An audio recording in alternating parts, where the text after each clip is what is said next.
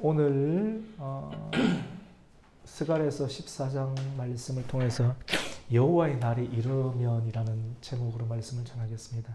스가랴서는 14장까지 있는데 오늘 말씀이 마지막 말씀이에요. 집사님 스가랴서 한번 읽어보셨습니까? 예.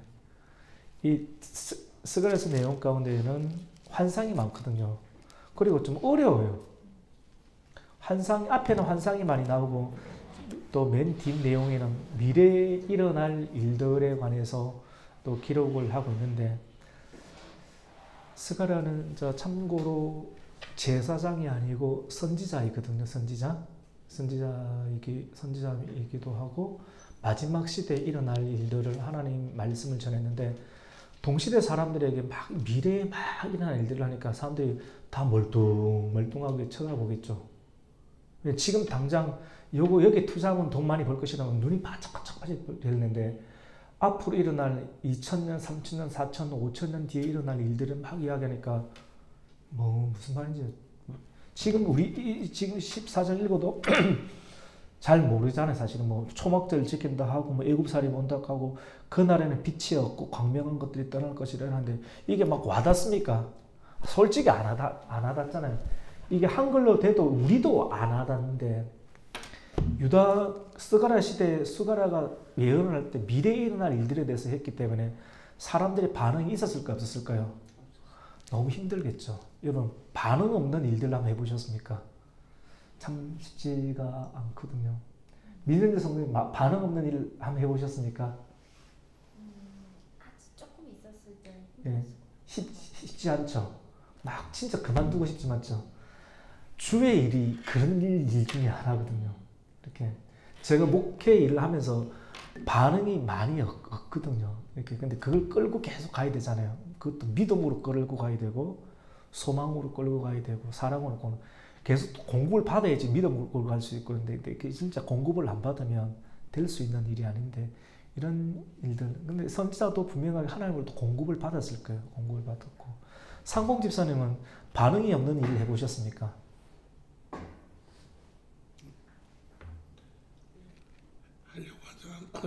하려고 하지 않았지만 네. 이렇게 그렇게 된 일이 있었던 것 같아요. 한 예를 한번 들어봐 주실까요? 저는 만약에 이 부분이 꼭 필요해서 이 연구를 했는데 다른 사람이 그런 것들에 대해서 좀 그 부분이 굳이 필요하지 않지 않느냐, 그 연구했던 것들이 이런 것들이 이제 숲으로 돌아가는 거. 그렇구나. 이분이 참고로 사학과 겸 박사거든요. 교수님이시거든요. 그래서 연구를 이렇게 했는데 남이 또 뺏어가는 일, 그런 거를 뺏어가는 거보다 인정 안 해줬을 때 몇 년 동안 했던 게 다 숲으로 돌아가는. 되게 속상하겠네. 우리 김남년 지사님은 반응이 없는 일을 한번 해보셨습니까? 하긴 해야 되는데 반응이 없을 때 그 일들. 저는 그 얘기를 하려면 커밍아웃을 해야 되는데 제 전 남편이 반응이 없는 사람이었어요. 그렇구나. 전혀 반응이 없어서 기껏 한다는 반응 들어오는 말은 어떻게 하든지 항상 그 말이 반응이었어요. 반응이 있다면 그 말밖에 없어요. 그래서 늘 상처 많이 받고 살았어요. 그렇구나. 반응이 없었어요. 반응이 없으면 제가 해보니까 돈이 좀 없어도 살만한데 반응이 없으면 좀 힘들거든요. 진짜 힘들어요. 그래서 우리 하나님도 반응이 있기를 원하거든요. 그래서 사람을 지은 이유는 반응하기 위해서, 이 백성을 지은 이유는 이 백성이 나를 찬송하기 위해서, 찬송이 반응이거든요. 아멘으로 반응하고 할렐루야로 반응하고 이렇게 해서. 근데 반응 안 하는 사람들 보면 그래서 반응을 자꾸 만들어내지 않습니까? 질문하기도 하고 지금 이렇게 설교 가운데 질문하기도 하고 아멘을 하기도 하고 이렇게 참여시키는 일들, 반응. 그래서 점점 그 사람으로 끌어내어서 반응하여서 자기도 살고, 사람이 이렇게 위축되고 그러면 노화가 일어나는데 육체적 노화가 먼저 일어나는 것이 아니라 감정적 노화가 먼저 일어난다고 합니다. 나이가 되면 감정적 노화가 일어나는 대표적인 경우가 반응이 없는 거예요. 사람 얼굴이 시커멓고 웃지도 못하고 울지도 못하고 웃을 일도 웃지도 못하고 아무런 반응이 없이 부. 예를 들어 제가 그런 거 많이 보겠죠. 설교할 때가 부 딱 이러고. 근데 반응이 있고 막 좋아하고 막 적기도 하고 막 반응하는 사람들 보면 저 눈이 그쪽으로 가거든요. 반응 없는 사람들이 보면 저 설교 막혀버려요. 예. 반응하는 쪽으로 봐주지 반응이 없는 쪽으로 가면 설교가 막혀버려요. 그래서 반응이 있는 쪽으로. 하나는 또 반응 있는 쪽으로 은혜를 주시고 이렇게 그런 게 좀 있죠. 그래서 뭐 아멘을 유도하고 그런 건 아니지만 근데 그것은 굉장히 중요해요. 저도 이제는 은혜를 안 받았을 때는 상봉 집사님 예를 들어서 기도할 때 아멘 계속 하잖아요. 우리 권사님 기도할 때 아멘 하지 않습니까? 근데 상봉 집사님 다른 하나 기도할 때 아멘 합니까? 잘 안 합니다. 안 하시죠. 많이 안 해. 상봉 집사뿐만 아니라 설교할 때도 아멘 안 하는데 다른 사람들 기도할 때 아멘이 거의 안 하는 거예요. 그러니까 내가 아멘 하더라도 사람들이 안 하는 거예요. 이게 뭐냐면 감정적으로 많이 죽어 있는 그런 상황이라고 볼 수 있거든요. 왜냐하면 대표로 기도할 때 그 기도가 이루어지기를 원하는 마음으로 아멘 하는 건데 사람 마음 가운데 그 기대감이 없는 거예요. 근데 막상 그 일들을 선지자적 신분을 가지고 기도 시간에 기도를 한번 시켰지 않습니까? 막상 해봤을 때 아멘이 없는데 기도를 받는. 근데 아멘을 내가 계속 해주잖아, 맞죠? 근데 아멘 해주니까 기도가 됩니까, 안 됩니까? 되죠. 진짜 그렇다니까요. 그러니까 아멘이 없는데 막 설교 못 해내요. 그리고 기도도 마찬가지거든요. 그래서 이게 여러분이 앉아 있을 때, 착석한 상태에 있을 때 누군가가 대표 기도할 때 있지 않습니까? 제가 만약에 아멘을 닫아버리면 상봉 집사 기도할 때 혼자서 기도할 거거든요. 나중에 목이 메여버려요. 목이 메여서 그 다음에 기도하다 보면 두려워서 기도하는 것이 싫어져요. 왜냐면 맨 땅에 막 헤쳐나가야 되는데 아무도 아멘 안 해주는데 근데 호응을 해주지 않습니까? 호응을 해주면 그 숨꼬리 터여가지고 상봉이 만나요? 실제로 그러니까 이 기분을 함께 공유해서 나아가는 것이 같이 해봅시다. 교회입니다. 네. 근데 신앙생활 하면서 이런 교회를 만들어 나가는 것이 이제 부흥이라고 볼 수가 있고요. 선지자 스가랴가 미래에 일어날 일들을 했을 때 반응이 있었을까요? 없었을까요? 없었어요. 그리고 마지막 날에 일어날 일들에 관한 일들을 이렇게 성경은 기록하고 있는데 저것이 무슨 말인지도 사람들은 전혀 못 알아듣고 있고 멀뚱멀뚱 듣는 사람도 없고 그냥 허공에 외치는 어떤 소리와 같은 소리를 했던 사람들이 그 시대의 선지자들이다. 그리고 이 선지자들의 말씀이 성경에 적혀 있지만도 설교자들이 선지서에 대해서 설교를 합니까 안 합니까? 거의 잘 못해요. 왜냐하면 외치는 설교이기도 하고 제가 오늘 낮 설교할 때 조곤조곤하니까 듣는데 막 펴고 해야 됩니다. 얼굴에 막 내천자 그려가면서 막 이렇게 하면 여러분 듣기가 되게 부담스럽죠. 그 다음부터 귀에 못 온다니까.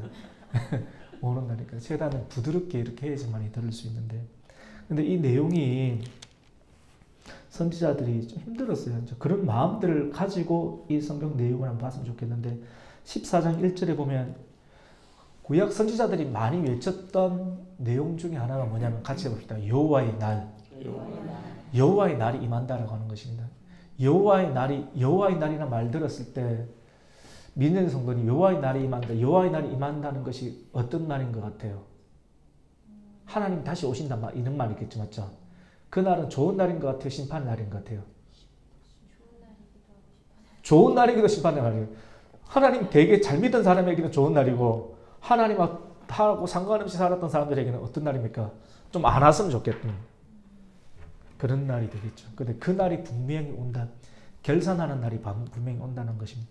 여호와의 날이 임할 때 어떤 일이 일어나는가 우리 14장 1절 한번 읽겠습니다. 시작. 여호와의 날이 이르니라. 그날에 내 재물이 약탈되어 내 가운데서 나는 돈이 최고인데 돈신이 최고인데 재물이 그날 되면 다 약탈이 된다라고 이야기합니다. 하나님께서 오시는 그 재림의 날을 예수 그리스도에게 재림의 날 때가 되면 돈이 어떤 시기에 빼앗긴대요. 건강보험 들어간 것도 다 빼앗기고 갑자기 사고가 나서 돈이 빼앗기고 하나님께서 다 이 모양 저 모양으로 다 빼앗아 가셔서 빼앗겨 버린다. 천국을 침노하라고 하는데 천국을 침노 안 하면 마지막 시대 천국을 침노 안 한 사람들이 천국을 빼앗길 침자잖아요. 천국을 빼앗아야 되는데 천국을 안 빼앗은 사람들은 돈을 빼앗은 사람들 천국을 빼앗아야 되는데 천국을 빼앗기를 축복합니다. 천국을 안 사는 사람들은 돈을 다 빼앗고 있겠지만 그 돈을 나중에는 다 약탈을 당한다라고 이렇게 말씀을 하고 있습니다. 그리고 여호와의 날이 임할 때 어떤 일이 또 일어나느냐 하면 2절에 보면 성읍이 함락이 되죠. 맞죠? 성읍이 함락이 되고 가옥이 어떻게 됩니까? 약탈되고 부녀가 또 어떻게 당합니까? 자기 부인과 자기 딸들이 욕을 당하는 게 어떤 의미인지 아시죠? 맞죠? 얼마나 끔찍한 일이 일어납니까? 그리고 성읍 절반이 사로잡혀가게 된다. 전쟁이라도 한번 일어나 보세요. 그냥 다 잡혀가는 거 아니겠습니까? 그런데 맨 끝에서 2절 마지막 끝에 보니까 남은 백성은 성읍에서 어떻게 됩니까? 남은 백성이 이경수 원사님 누구인지 아십니까? 남은 백성은 끝까지 예수님을 믿는. 그렇죠. 끝까지 예수님을 믿고 남아있는 자, 남은 자가 되라. 남은 자 사상이죠. 맞죠? 선택된 하나님의 백성들은 남아있다. 성경에 보면 알곡과 가라지를 이렇게 키질 한다고 하지 않습니까? 나 키질 해봤거든요. 이렇게. 콩은 떨어지고 이렇게. 왜 공중으로 붕붕 띄웁니까? 공중에는 공중권세 잡은 나자들이 있거든요. 바람이 있거든요. 공중으로 붕붕 띄워가지고 공중에 알곡이 아닌 것들은 다 날아가는 거예요. 천국을 오늘 소유를 줘갖고 대가를 치러서 산 사람들은 알곡이 돼서 그대로 깔아놨는데 예배 자리 참여하는데 천국을 소유를 그 대가를 지불 안 한 사람들은 어떻게 되냐면 시험 다 들어가고 다 날아가고 없는 거예요. 이렇게 시험 들고 저렇게 시험 들고 다 빼앗겨 버리는 거예요.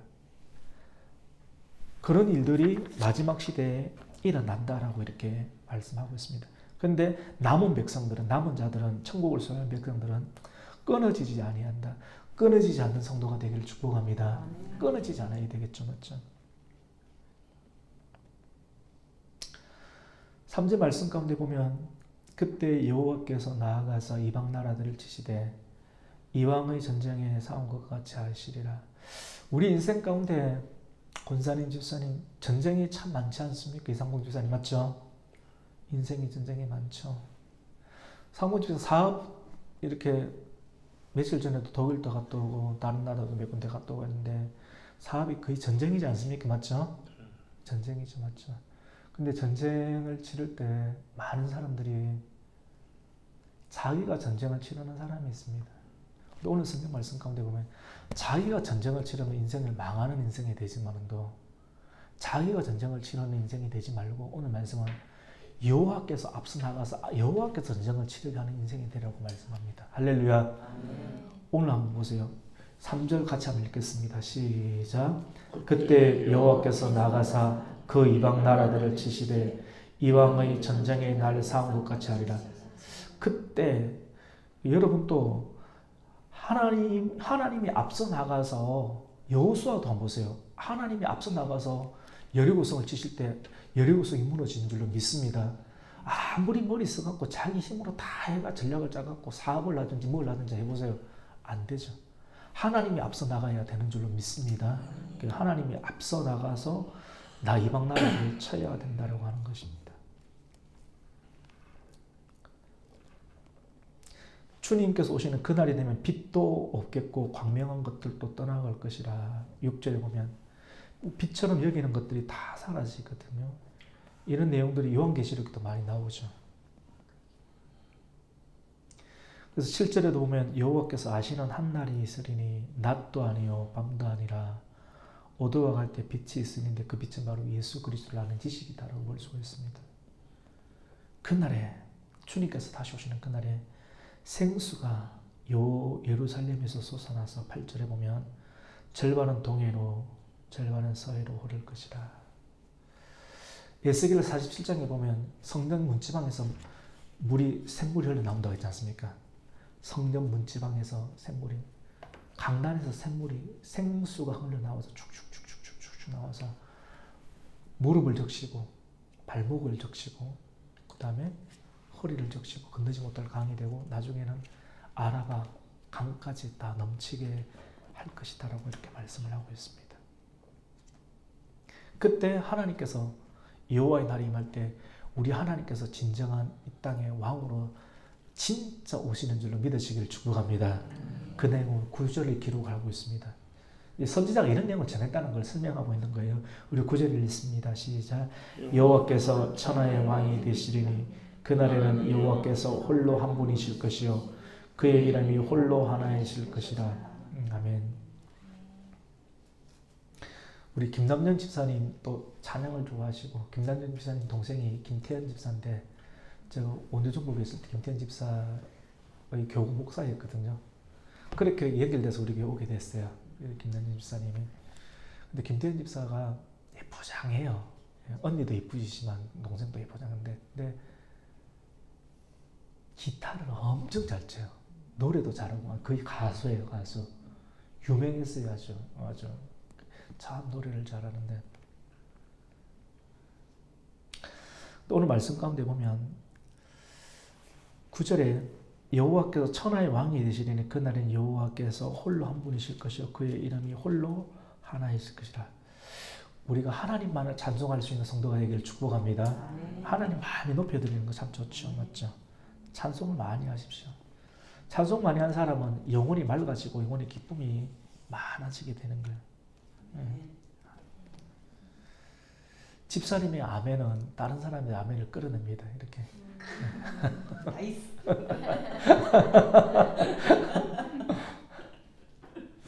제가 이제는 이제 처음부터 그러진 않았습니다. 저도 약간 일반인으로 있을 때는 냉소적이죠. 비관적이고 냉소적이고 설교하면 쫙 째려보고 발장 딱 끼고 알기는 많이 알고 판단 많이, 목사도 판단하고 많이 하고, 나중에 깨어지고 난다, 깨어지기 전까지는 판단도 많이 하고 많이 알죠. 많이 알고 아멘도 잘 안 하고.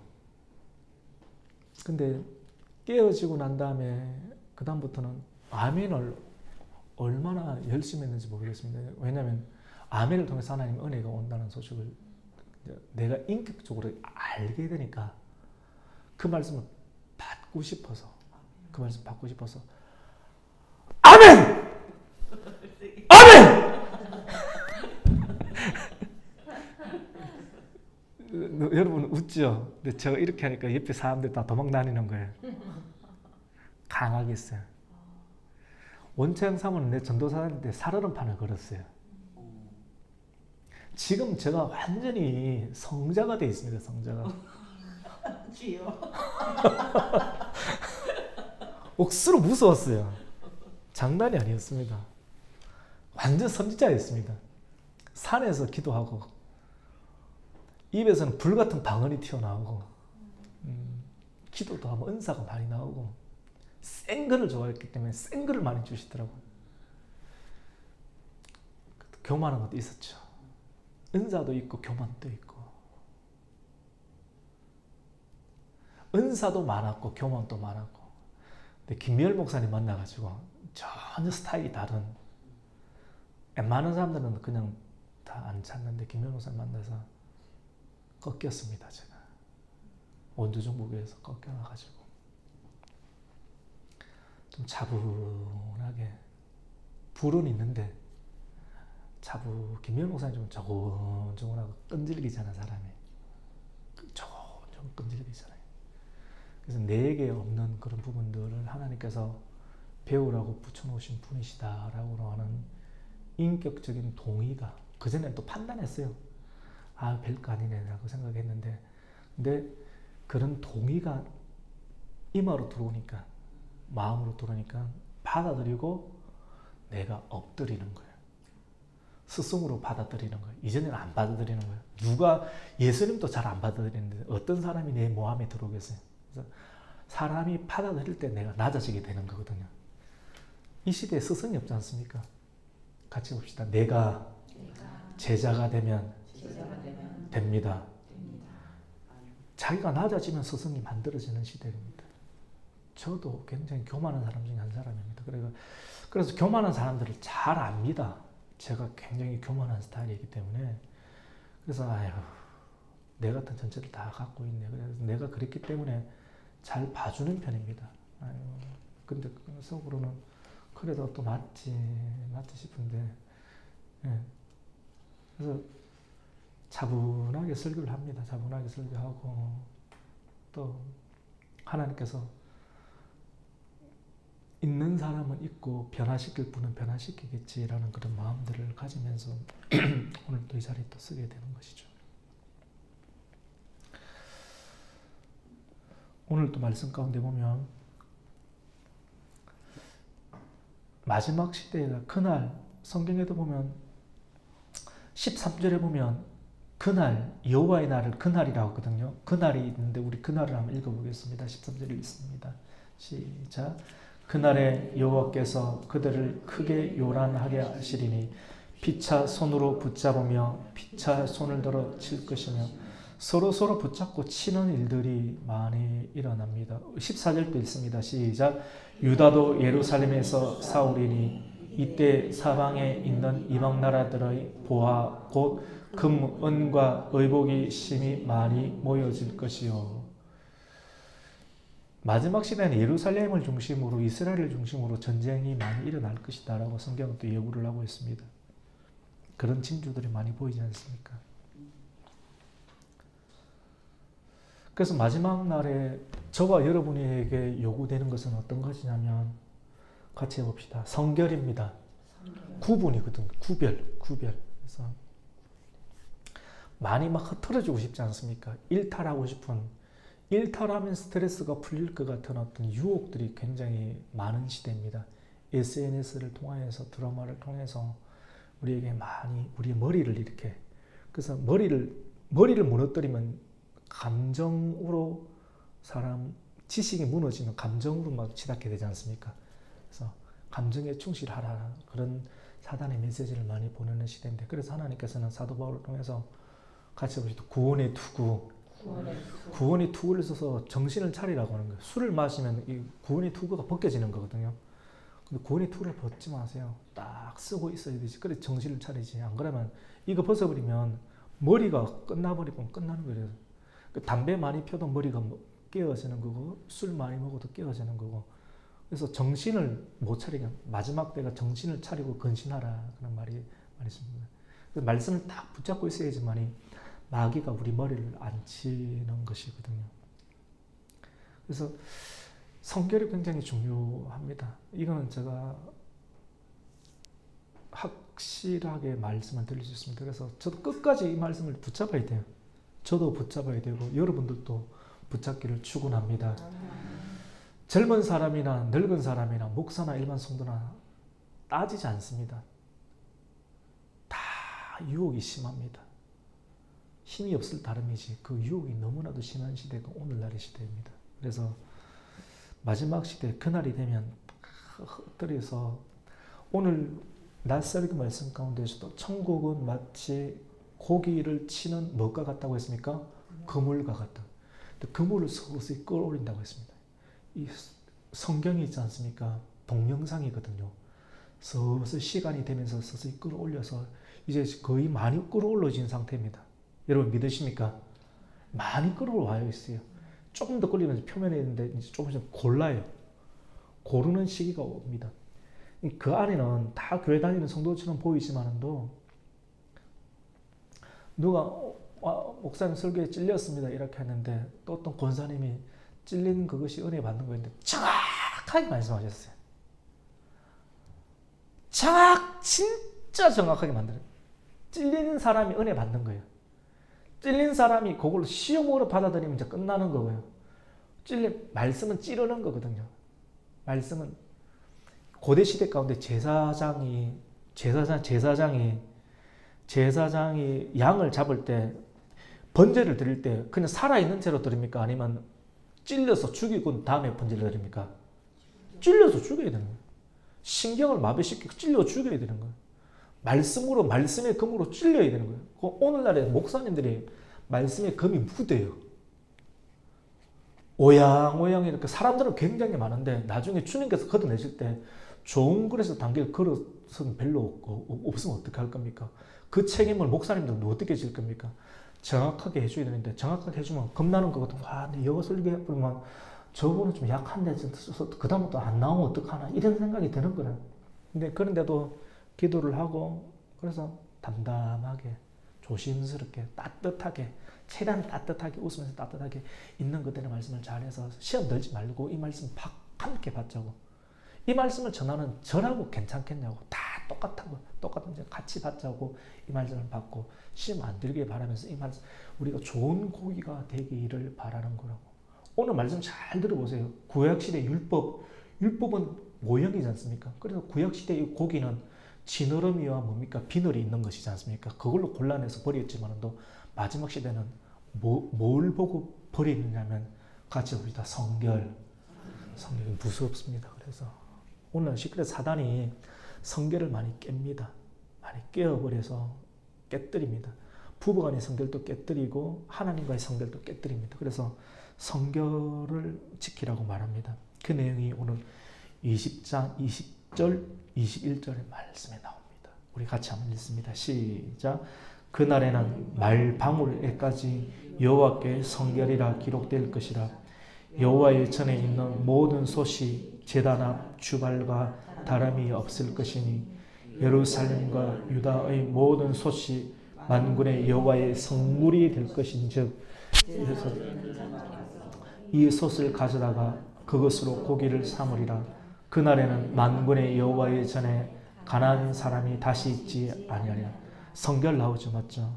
그날에는 말방울 고양이 방울뿐만 아니라 말방울까지 다 성결이 날랑달랑 성결해라. 성결 안 하면 다 분리가 된다. 성결이라는 뜻은 같이 보시죠. 구별입니다. 구별. 우리 집사님 예배 드리려서 왔는데 얼마나 귀합니까? 이 날이 구별됐다 생각하고 최대한 드리려고 하는 거예요. 시간도 드리고 물질도 드리고. 근데 이렇게 시간과 물질을 구별 안 드리지 않습니까? 이것이 소유를 팔아서 드리는 거거든요.